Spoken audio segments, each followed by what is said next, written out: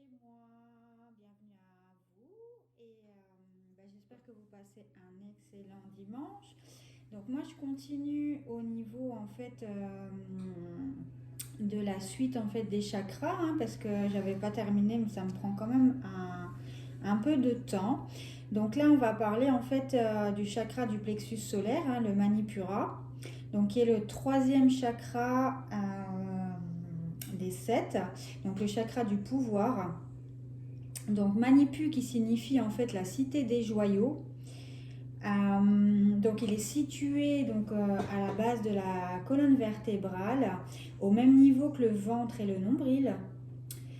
C'est le centre énergétique à travers cette colonne. Donc l'énergie vitale de la Kundalini qui remonte du chakra racine au chakra sacré, donc au plexus solaire. Donc ce qu'on appelle le prana, pour ceux qui connaissent donc cette énergie vitale qui est l'énergie universelle, donc qui s'accumule en fait jusqu'au plexus solaire, qui va être distribué à travers tout le corps. Donc ce chakra-là, il est appelé également Nadis, donc nombril, qui est à l'origine des 72 000 canaux et qui irrigue l'énergie subtile dans tout le corps. Alors il est symbolisé par le triangle inversé, qui est l'expression de l'énergie vitale propre à l'élément du feu qui se retrouve dans la couleur jaune, et sa représentation de la fleur de lotus. Donc, elle représente les valeurs positives, la volonté, la persévérance, les sentiments nobles tels que la compassion et l'empathie. Quand vous avez un chakra qui est équilibré, vous ressentez un fort besoin de vous affirmer dans votre personnalité, garder l'esprit vif, vous êtes curieux, vous arrivez à atteindre vos objectifs, vous êtes dans la bienveillance, vous avez un état de conscience qui est affirmé, une détermination, une persévérance dans votre vie, personnelle ou professionnelle. Donc le côté comportemental, donc il est l'expression de la volonté, l'esprit comptable, vous avez de la facilité en fait à tout ce qui est mathématiques, tout ce qui est comptabilité finalement.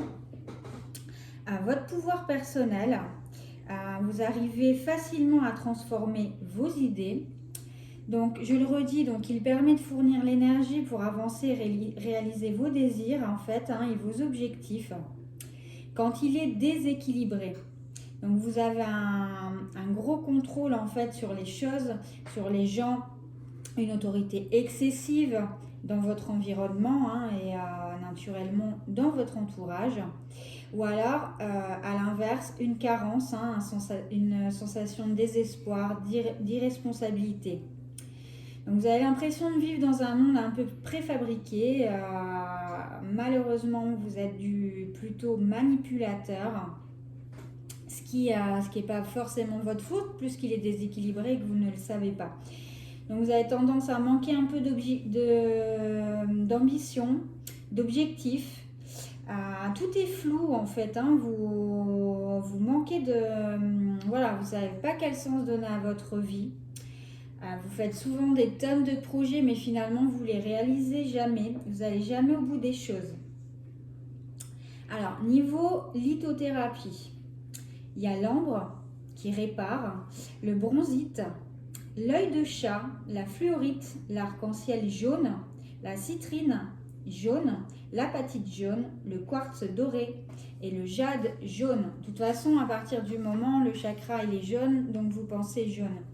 Alors, l'animal totem qui lui correspond, en fait, il y en a 3. Le bélier, le faucon et le mouton. Pour le faucon, pour les Indiens, en fait, c'est le messager du ciel, impulsif et éclairé, parfois destructeur, oiseau de feu passionné, possessif, intrépide et aventurier. Un peu comme le bélier.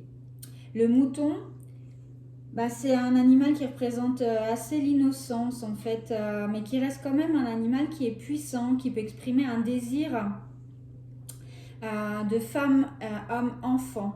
de garder un petit peu son côté enfant intérieur, la douceur, la vulnérabilité, mais positive.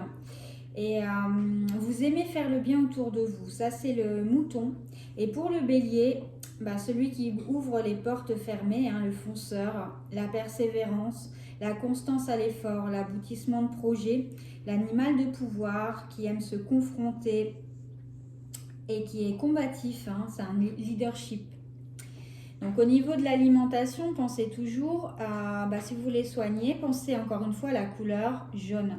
Donc pommes de terre, poivron jaune, banane, citron, citrouille, coriandre, aneth, curcuma, cumin, ananas, le lait, le fromage, l'œuf, le blé, l'avoine, le son, l'huile de tournesol, l'amande, le fenouil, la camomille, l'abricot, la cannelle.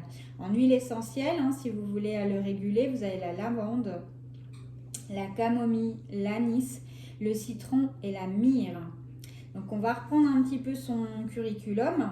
Donc plexus solaire qui se situe au niveau du nombril, de couleur jaune. Donc l'emplacement, encore une fois, le nombril, symbole triangle. Élément, le feu, qui donne un sens à la vie, nature, lumière du soleil. Planète, Mars. Animal totem, le faucon, le mouton et le bélier. Qualité, volonté, courage, personnalité, répartition de l'énergie vitale. Organes, estomac, vésicule biliaire, intestin grêle, foie, rate et pancréas. C'est souvent quand il est, encore une fois, en défaillance. Le côté positif de ce chakra, l'empathie, la compassion, la sensibilité et la confiance en soi. Le côté négatif, la soif de pouvoir, le comportement abusif et son insensibilité. Au niveau des fréquences Hertz, c'est le 528 Hertz. Donc, corrélation avec le Mi, qui vient de l'expression Miragesturam, qui est le miracle. Le 528 est la fréquence du soleil, il annonce des changements merveilleux. Donc ça, vous le retrouverez dans la description en fait de la vidéo. Voilà pour le chakra du plexus solaire. Donc on va regarder au niveau des petites cartes ce que ça nous donne. Donc la fréquence du chakra du plexus solaire, c'est la fleur de vie jaune. Donc elle renforce la perception que nous avons nous-mêmes, notre pouvoir personnel et notre volonté ainsi que la connaissance de notre personne et de notre contribution au tout. J'ai du mal à parler ce soir, dis donc. Et j'équilibre mon plexus solaire afin qu'il irradie la lumière en moi et autour de moi comme un soleil. C'est là que vous brillez en fait. Voilà, voilà. Et bien écoutez, si vous aimez cette vidéo, je ne l'ai pas dit dans les précédentes, mais c'est vrai que c'est du taf quand même parce que j'essaye de vous en donner le plus possible. Donc un petit commentaire c'est top ou un petit pouce qui me permet de me dire que voilà, que je bosse pas pour rien et que puis finalement ça vous a plu et que vous avez envie que je continue à faire ce type de vidéo. Donc voilà, merci beaucoup. Allez, je continue.